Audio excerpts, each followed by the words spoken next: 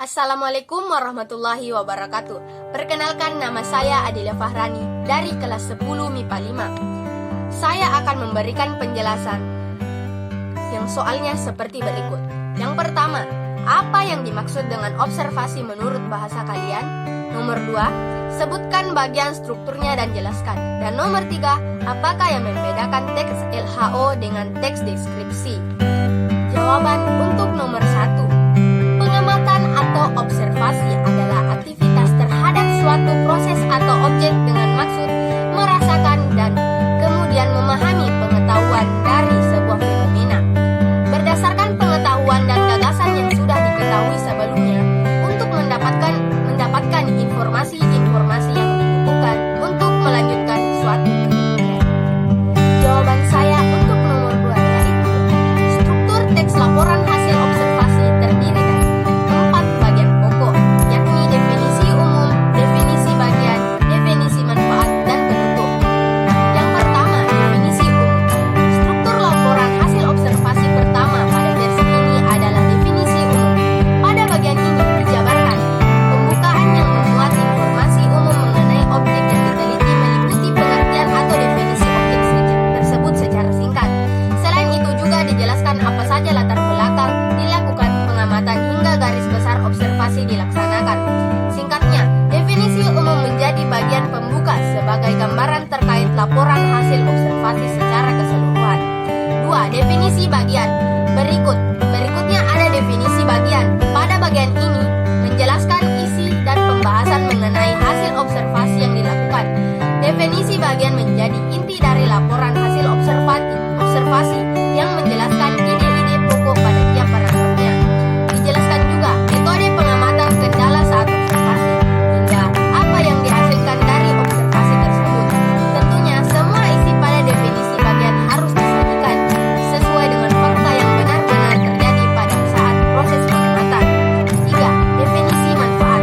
Selanjutnya ada bagian definisi manfaat. Bagian ini menjelaskan manfaat dari objek yang dilaporkan. Apa saja manfaat dan kegunaan objek pengamatan dituliskan secara detail pada bagian ini, baik manfaat secara langsung maupun tidak langsung. Bagian ini cukup penting jika dibaca oleh pemberi dana observasi. Karena dengan begitu mereka mendapat hasil dan manfaat dari penelitian yang mereka danai.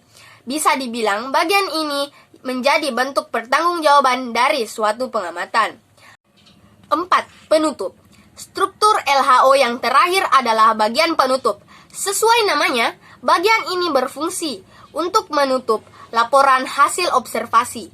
Bagian ini merupakan bagian rincian akhir dari teks yang juga berisi kata-kata penutup laporan dari penulis.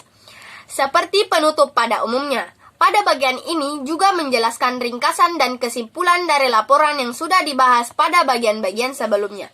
Terkadang bagian penutup juga dimanfaatkan dengan bagian definisi manfaat. Jawaban saya untuk soal yang ketiga, yang terakhir adalah, dalam bahasa Indonesia, kita mengenal berbagai jenis teks, mulai dari laporan, observasi, persuasi, negosiasi, hingga deskripsi. Masing-masing teks tersebut unik dan memiliki cara khasnya masing-masing. Selain itu, biasanya, setiap teks memiliki kegunaan tersendiri tergantung konteks kebutuhan sang penulis.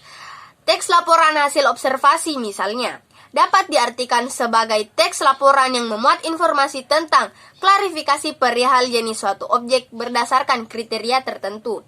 Sementara itu, teks deskripsi dapat diartikan teks yang memuat gambaran pemaparan atau rincian tentang suatu peristiwa atau objek yang didasarkan pada pengalaman, perasaan, dan pengamatan yang dilakukan oleh penulis.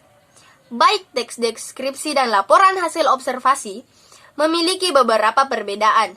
Berikut perbedaan antara teks deskripsi dan teks laporan hasil observasi. Yang pertama, teks laporan hasil observasi bertujuan melaporkan hasil pengamatan secara objektif dan sistematis untuk memecahkan permasalahan atau menguji suatu teori. Sedangkan, teks deskripsi bertujuan memberi gambaran kepada para pembaca atau pendengar tentang benda yang digambarkan dalam teks. Sekian dari saya.